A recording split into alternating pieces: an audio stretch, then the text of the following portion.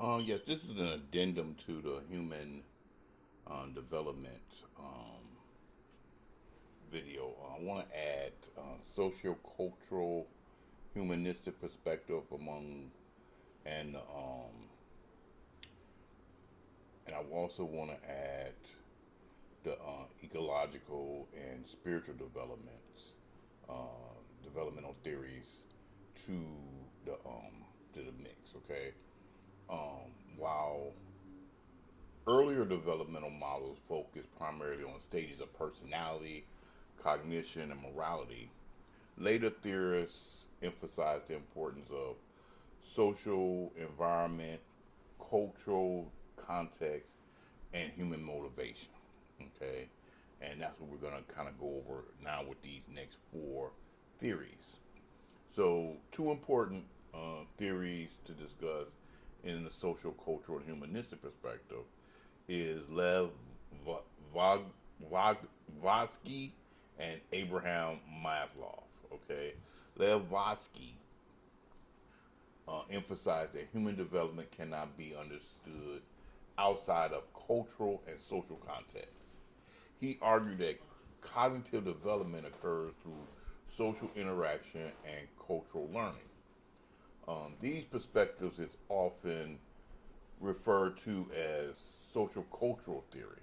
Okay, so unlike Piaget, who believed children primarily learn through independent discovery, Vygotsky emphasized the role of mentors, teachers, parents, and social relationships in the development.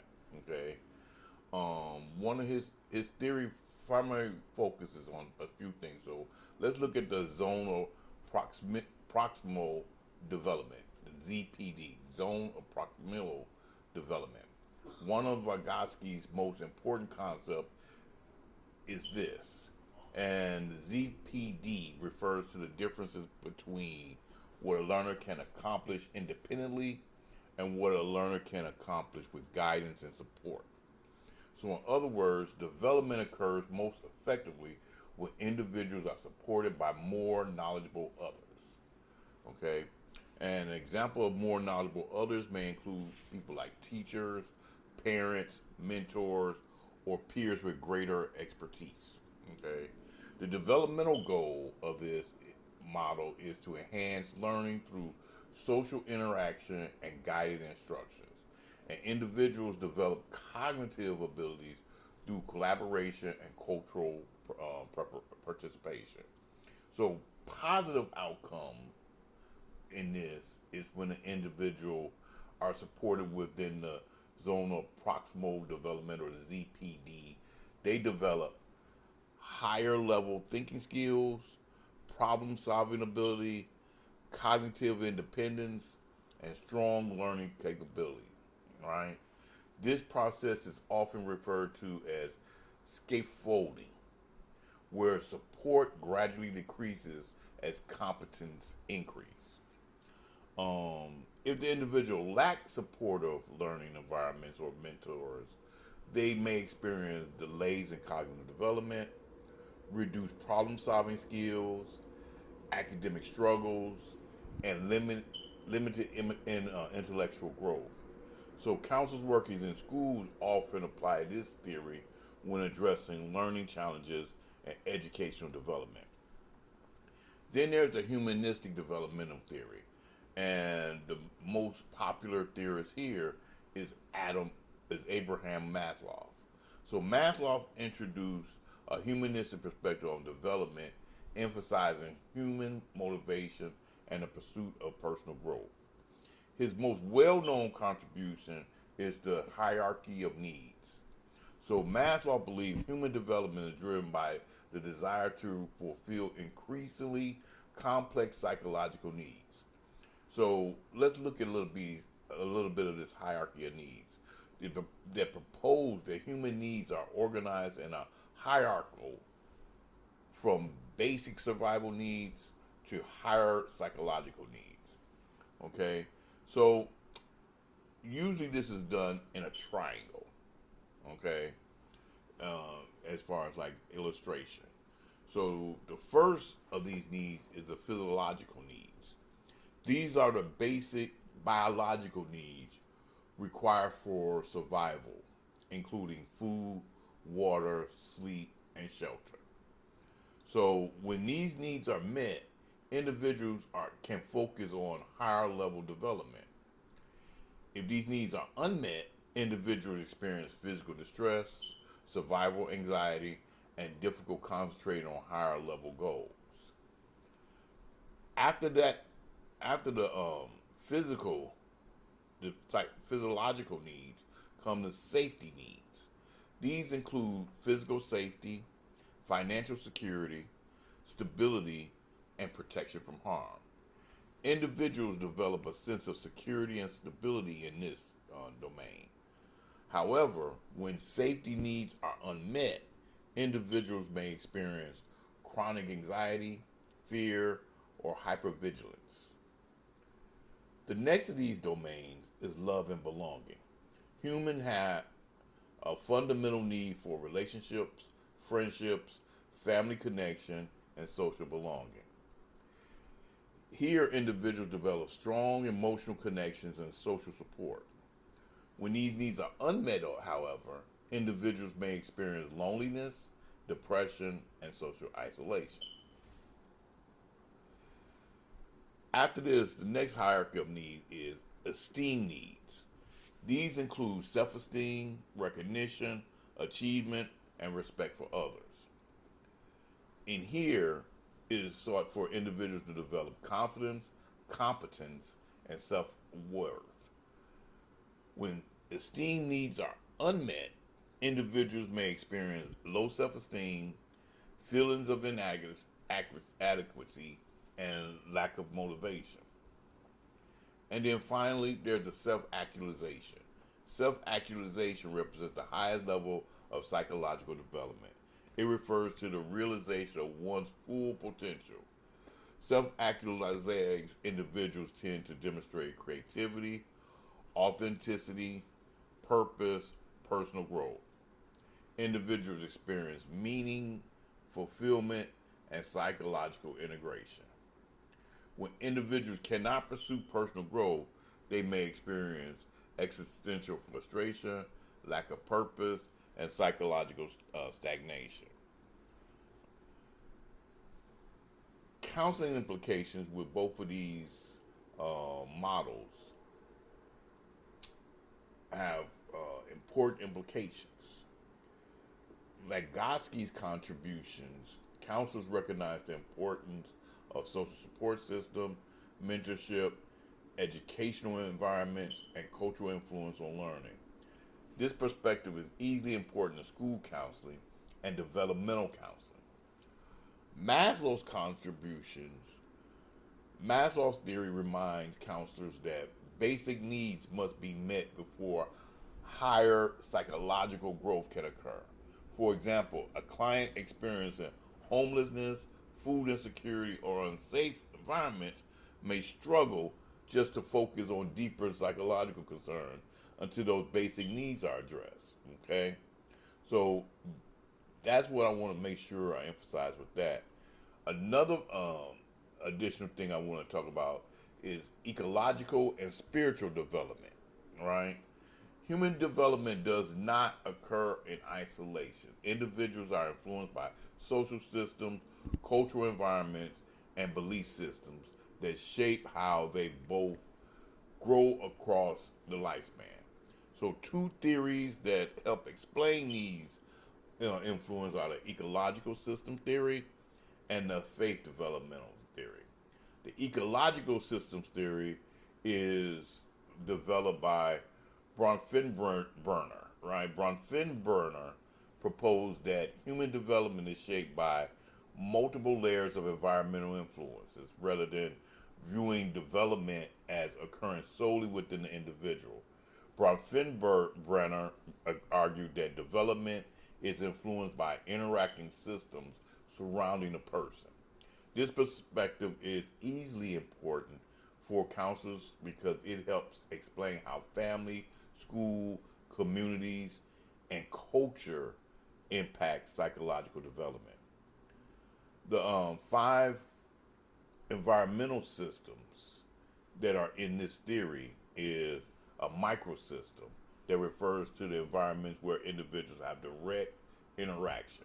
And an example of this include family, school, peer groups, friends, and workplace, right? In here, a healthy relationship and supportive environment within the microsystem promote emotional security and social development. When supportive relationships exist, individuals develop emotional stability, social competence, and healthy attachment. However, when the microsystem is dysfunctional, individuals may experience family conflict, social isolation, and behavioral changes. The next level is the mesosystem. The mesosystem refers to interaction between components of the microsystem. For example, parent-teacher relationships, family involvement in school, peer relationships influencing academic engagement. So, a strong collaboration between systems promotes healthy development and academic success. However, a poor communication between systems may contribute to academic struggles, behavioral issues, and lack of support for the individuals. Next comes the exosystem as we move further away from the individual. The exosystem includes environments that influence the individual indirectly. For example, a parent's workplace, community resources, and local policies. Supportive institutions and resources promote stability and opportunity, while a negative environment conditions may contribute to economic stress, limited access to services, and community instability.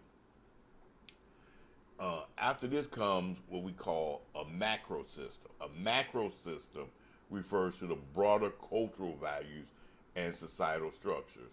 This includes cultural beliefs, economic systems, political structures, social norms. These create supportive cultural environments that can promote inclusion and opportunity, while system inequities may contribute to discrimination, limited access to resources, structural barriers.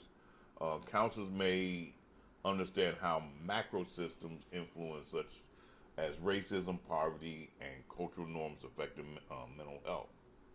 Okay, and finally is the chronosystem, which refers to the dimension of time. This includes historical events, life transitions, social change. An example of this includes things like divorce, migration, economic recession, and technological changes. Okay, positive outcomes are the success, adaptation to life transition promote resilience, while difficulty adjusting to life transition may lead to stress, adjustment disorders, and identity disorders. Now, when it comes to faith development theory, James Fowler proposed that individuals develop their faith and belief systems across the lifespan. So, faith in this context does not refer exclusively to religion, but to the way individuals construct meaning and interpret their life experiences. His theory basically outlined 6 stages of faith development. Okay, the first stage is intuitive projective faith, and that's early childhood. And the developmental goal here is the child develop faith through imagination and stories. Beliefs are strongly influenced by their parents and other authority figures. Children develop a sense of wonder and trust in guiding narratives. However, confusion or fear may develop if messages about faith are inconsistent or frightening. Mythic or literal faith is in middle childhood, and here children interpret religious or moral stories literally. Development of moral understanding and fairness. However, rigid thinking may develop if beliefs are interpreted too literally. Okay. Synthetic conventional faith happens in around adolescence. And here, beliefs are shaped by community and social groups. Identity and belief systems begin forming. Here, individuals develop a sense of belonging and shared values. However, if if the downside to this is individuals may rely heavily on external authority and struggle with independent thinking, right? Individuative reflective faith happens in young adulthood. And here, individuals critically examine their beliefs. They begin forming personal faith perspectives, development of self authorized belief systems. However, some individuals may experience existential doubt or identity conflict.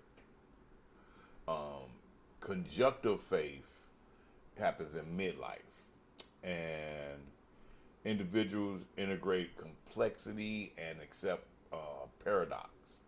They develop development of wisdom and openness to diverse perspectives. Individuals may struggle with ambiguity or resist integrating new perspectives. And then the final stage is universalizing faith is rare, but individuals demonstrate deep compassion and commitment to justice and humanity.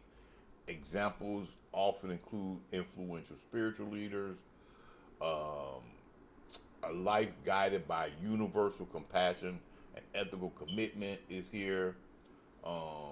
If any deficiencies are here, to be that in this stage is rarely achieved and is considered typical developmental outcome. Okay, so some of the counseling implications that you have here um, are that you got to have an understanding of Bronfenbrenner and Fowler helps counselors recognize that development is influenced by things like social environments, cultural systems, spiritual beliefs, and historical context. So these theories encourage counselors to examine the broader systems influence a client's life rather than focus solely on individual pathology. Okay, so continue studying this, continue understanding how to identify the developmental stages, understanding the environmental influences on development, and recognize how belief systems evolve across the lifespan. All right. So, like I said, some of the this is like the second half of the human growth and development. All right, thank you.